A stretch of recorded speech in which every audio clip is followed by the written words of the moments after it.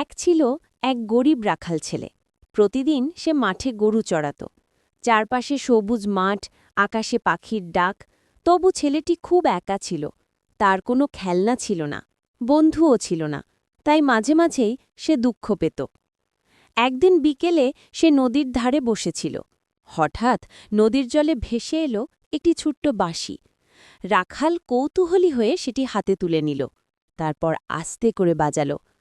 আশ্চর্য, বাঁশি বাজাতেই চারপাশ ঝলমর করে উঠল।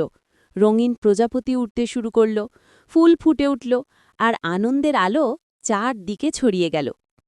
এরপর থেকে বাঁশি বাজালেই গাছ থেকে পাকা ফল ঝরে পড়ত, খাবার হাজির হয়ে যেত।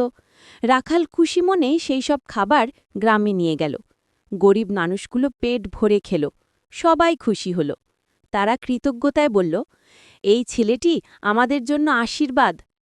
কিন্তু এই খবর পৌঁছে গেল গ্রামের লোভী জমিদারের কানে। সে রাখালকে ডেকে নিয়ে বলল, এই বাঁশি এখন থেকে আমার। জোর করে বাঁশি বাজালো জমিদার। কিন্তু আশ্চর্য, কোনো ফল বের হল না, বরং কালো ধোঁয়া বেরিয়ে চারপাশ অন্ধকার হয়ে গেল। জমিদার ভয়ে কাঁপতে কাঁপতে বাঁশি ফেলে পালিয়ে গেল। রাখাল তখন মৃদু হাসল।